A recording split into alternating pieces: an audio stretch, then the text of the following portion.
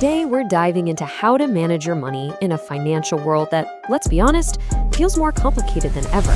So let me ask you, does it feel like just keeping track of your finances is a bigger headache than it used to be? If you're nodding along, you're definitely not alone. The whole financial landscape is shifting under our feet, and it's hitting all of us in ways both big and small. And to really get a handle on what's going on, we're going to look at a super important source, the latest report from the European Banking Authority, or EBA.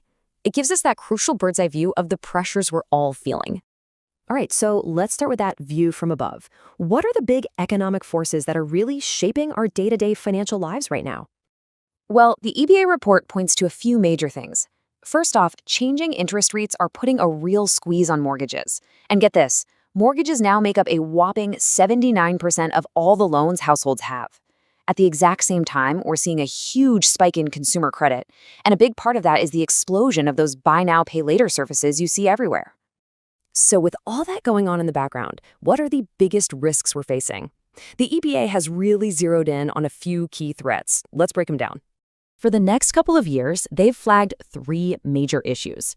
Number 1, payment fraud is getting way more sophisticated.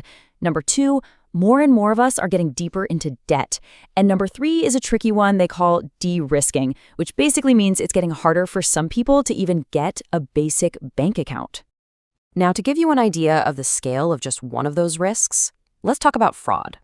I want you to look at this number, 4.3 billion euros. That is the total value of payment fraud that was reported across Europe in just one single year. It is a massive problem.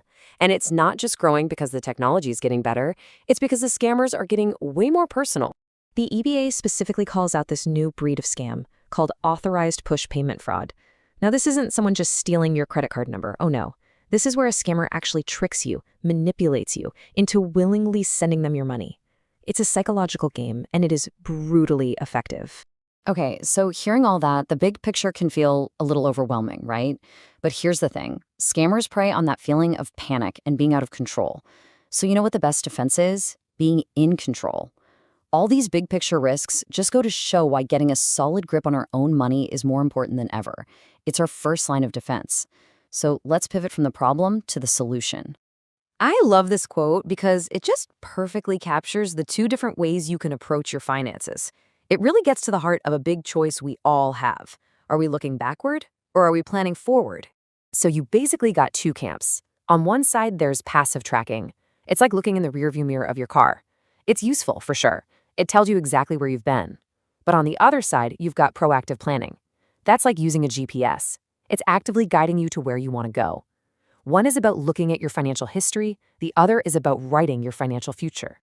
So if you're thinking, okay, I want to be the person with the GPS, the next obvious question is, which tool is right for me? And it's not one size fits all. It's really about finding a style that clicks with your personality. Let's look at 2 of the heavy hitters out there. First up, you've got Monarch Money. The whole idea here is about seeing the big picture easily. It's all about visuals and automation. It's designed for someone who wants to see everything, their spending, their investments, their goals, all in nice, clean charts without having to do a ton of manual data entry. And then you've got You Need a Budget, or YNAB. And this is pretty much the total opposite approach. YNAB is for the person who wants to be hands-on. Its philosophy is built on something called zero-based budgeting, where you have to give every single dollar a job to do. It's all about building financial discipline by being directly involved. So here's how they stack up side by side. You can see that core difference right away. Monarch is your automated visual co-pilot, while YNAB is more like a manual transmission. You're in complete control. One really key difference is forecasting. Monarch will help you project into the future, but YNAB on purpose won't. Its philosophy is you only budget the money you have right this second. The pricing is almost a wash, but look at the free trial. YNAB gives you over a month to really see if that disciplined, hands-on method works for you. So we started with these huge global financial risks, and we've drilled all the way down to a couple of apps on your phone. How do these 2 things even connect? Well, it all comes down to adopting a proactive money mindset. Here's the most important takeaway. The absolute best defense you have against things like debt traps or spotting a scam is just being intentional with your money. When you have a plan for your money, you're just more aware. You're in control. And that makes you way less vulnerable to all those outside pressures we talked about. And there's one more really critical thing to think about when you're picking a tool. You have to ask, am I the customer or am I the product? See, some apps are free because they make their money from advertisers by recommending credit cards and loans to you. In that case, the financial companies are the real customer. With subscription apps like Monarch or YNAB, you are the customer. And that's a huge difference in whose best interests are being served. But look, at the end of the day, all the features in the world don't mean a thing if you never open the app. The best system, whether it's a fancy piece of software or just a notebook and a pen, is the one you will actually use consistently.